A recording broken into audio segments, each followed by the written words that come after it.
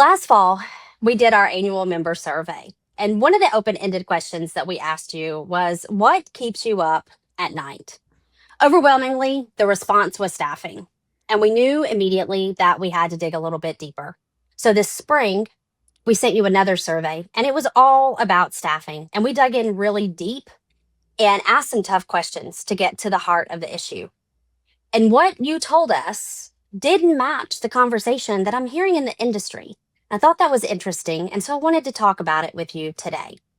Welcome back. I'm Sarah Brobeck, and this is a conversation that our industry needs to be having out loud. So let's talk about it.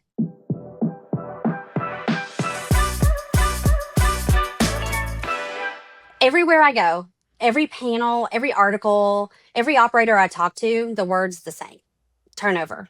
People are leaving. Our industry isn't sexy. People's not staying. We can't hold on to anyone. But that's not what you told us. So today, I want to walk you through what you actually told us. Some of it might surprise you. Some of it might be a little uncomfortable. I'll be honest, some of it kind of made me uncomfortable too. But it's worth talking about. Before I share what our members said, I want to lay out what the rest of the world is saying, not even just our industry, but the rest of the world. Because the gap there is like the whole point of this issue.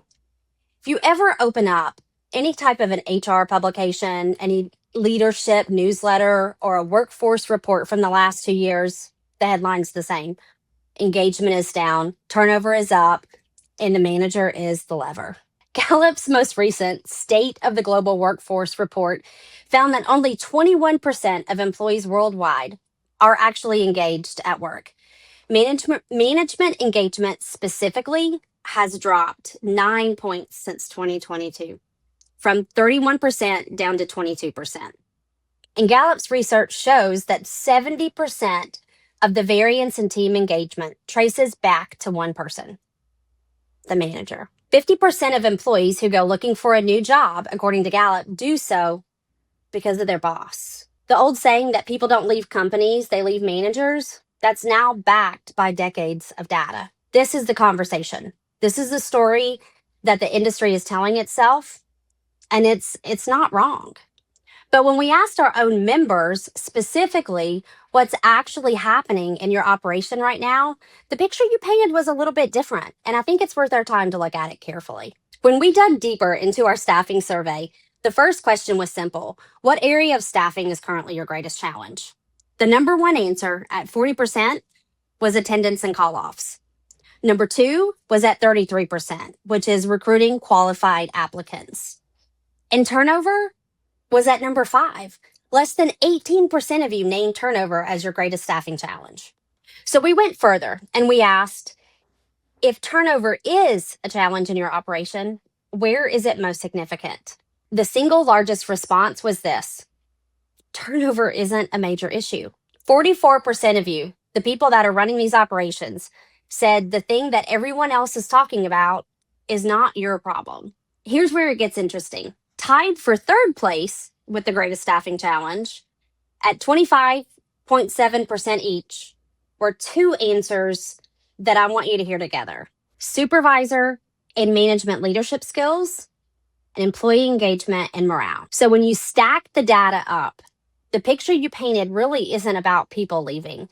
It's about the people who are technically still on the payroll that are unreliable, that are disengaged, or they're unsupported, and about the leaders who don't yet have the tools that they need to address it. We asked what you believe the primary cause of these challenges are, and tied for number 1 were compensation levels and accountability and discipline gaps. Limited advancement pathways was right behind it, and inconsistent supervision followed up after that. When you add the leadership-related causes together, well over half of you named that some form of leadership and development failure was the primary driver of your staffing challenges. Now I want you to sit with that for a second. Our members, you, the operators, ones on the ground, named accountability and discipline gaps as tied for the number one cause of your staffing problems. That's not compensation. That's not the labor market. That's leadership behavior. Last thing I'm going to share, and then we're going to talk about what all of this means. We asked you, do your frontline supervisors receive formal leadership training? 44% of you said yes, there is structured training. The other 56% of you said they receive some training, but it's not consistent. It's informal or on the job only, or no formal leadership training at all. So more than half of our industry is asking frontline leaders to close accountability gaps, build engagement, and run a reliable operation without giving them a structured way to learn how to do any of it. And before anyone listening thinks that might just be ALM membership, I want to point something out to you. American Laundry News published a Your Views survey in February of this year on hiring and retention. They found that 69% of laundry operators said retaining employees has been somewhat difficult, but only 7.7% said very difficult. The translation: retention is hard. It's not the crisis the broader industry conversation makes it out to be. And here's the part that really caught my attention. When ALN asked operators what's actually working to improve hiring and retention, only 15.4% called out growth and development opportunities. Compare that to your survey, where 29% of you named limited advancement pathways as a primary cause of staffing problems. So we know advancement matters. We just aren't doing much about it. Now, I want to slow down here, because one of the open-ended responses on the survey I really had to sit with ever since I read it. The response was in all capital letters, which tells you something about how it was felt when it was written. And I'll read it the way it was written. And I quote, "Supervisors and management needs to know how to manage their personnel effectively. Ours do not. People are coming in late every day. They're leaving early every day. There's no accountability for no one." That's not someone complaining about turnover. That's someone exhausted by working alongside leaders who aren't equipped to lead. And here's the part I want us to be honest about as an industry. We built that, not on purpose, but we built it.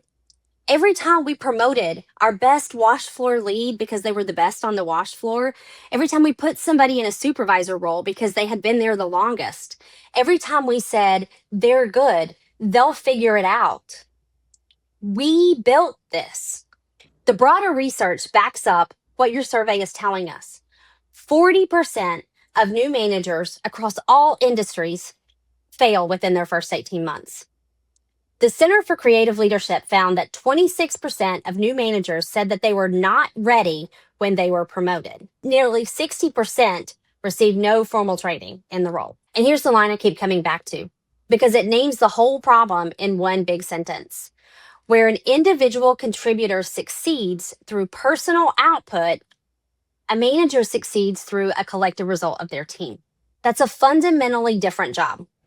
We promote for skill, and then the skill that made someone exceptional as an individual contributor are not the same skills that are going to make them an exceptional leader. We're asking people to learn an entirely new job on the fly, while the team they're now responsible for is watching them struggle. We don't know what our industry failure rate is on this transition. We haven't measured it yet. But based on what 56% of you told us about how little structured training your supervisors are getting, I don't believe our number is better than 40%. In fact, I'd suspect it's worse. So here's where this lands for me. If 44% of you say that turnover isn't your biggest problem, but attendance is, and a third of you say accountability gaps are the primary cause, and more than half of you say that your supervisors don't have a structured leadership training, then the conversation that we need to be having as an industry is not how do we retain people, it's this: are the people we have being led well enough to want to show up, stay engaged, and to grow into the next role? One of you said it better than I can. On the open-ended question, you wrote that what would make staffing support valuable is, and I quote, "a visible path from frontline associate to taking on leadership roles. Incremental wins that will make an hourly associate feel like they've accomplished something and that their contributions matter to leadership." That right there is the whole issue. People aren't disengaged because we don't pay them enough. They disengage because they can't see where they're going. And they don't believe that the person above them is going to help get them there. Now, while we're being honest, I want to address the other story that we tell ourselves in this industry. When I go to panels and discussions, or I talk to someone who's struggling to hire, eventually someone says a version of the same thing. The industry isn't sexy. Nobody grows up to dream of working in a laundry. We're competing against fast food, Amazon warehouses, against gig work. How are we supposed to attract people when the work itself isn't aspirational? That was also my story. And I want to push back on that a little bit because I think it's another version of the same invasion. Yes, our industry isn't sexy in the way that tech is sexy. We're never going to win on glamour. But here's the thing that nobody wants to admit. Glamour isn't what makes people stay anywhere. Even in the industries that have it, people stay where they feel valued, where they can see a future, and where their work has meaning. The work in this industry has meaning, no matter what part of the industry you're in. We're part of the chain that keeps hospitals safe, that keeps hospitality, guest feeling comfortable, that keeps people that wear uniforms feeling dignified in the work that they do. We are the reason that a surgical team has what they need to do their job. We don't talk about that enough. We talk about the pounds that we processed and the turnaround times, and we forget the why behind our work. But it's some of the most aspirational blue collar work in America. Compare that to a job at an Amazon warehouse. I'm not knocking that job, of course, but the why of our work, when we choose to tell it, is just genuinely different. And here's where culture comes in. American Laundry News did a feature back in 2023 on staffing success stories in the industry. They profiled Playmate, a uniform service company who won regional top workplace awards. Their VP told the reporter, and I'm quoting, "We believe that employee culture is only as good as what we put into it. Being locally owned and having genuine connection to our community is a driving force to our positive company culture." The same article profiled Prudential overall supply, and their HR leader said something that really stuck with me. He said, "Their hiring manager has become better at telling the company's story. They share their own experiences differently. They're really more of an employment salesperson," he said, "because they know, especially for top candidates, those candidates have other options." That's the whole insight. The companies in our industry that are winning on hiring aren't winning because they figured out how to make laundry sexy. They're winning because they built a culture worth joining, and they've trained the leaders on how to tell the story of it. That's it. There's no formula. So when you say the industry isn't sexy and that's why you can't hire, what I hear is this: we haven't figured out how to tell our own story, and we haven't built a culture that's worth telling a story about. And both of those things are within our control. Neither one is a labor market problem, both are leadership problems.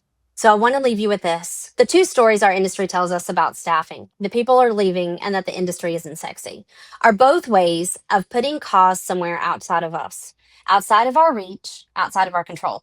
But the data you members gave us, and the data ALN has been publishing for years, and the patterns that we see in the operations that are actually winning, they all point to the same direction. The cause is inside the building.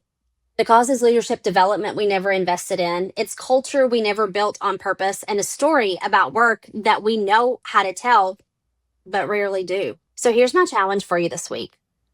Don't audit your hiring funnel, audit your frontline leaders. Ask yourself, who got promoted within the last 12 months? What did we actually give them? And when we did, and who is coaching them right now? When was the last time we asked them what they needed to be successful in this role? And then ask yourself this: if a great candidate walked in tomorrow, what would your frontline leader tell them about why this is the place worth working? Have you given them the why? Have you given them the story? Or are we still expecting people to want to work somewhere when we ourselves don't even know how to describe it? Because the operators who answer those questions first are going to look up in 2 years and wonder why their people stayed when everyone else has left. Now, everything that we talked about today is exactly why that we built 2 trainings that I'm going to tell you just a little bit about that are coming up this summer.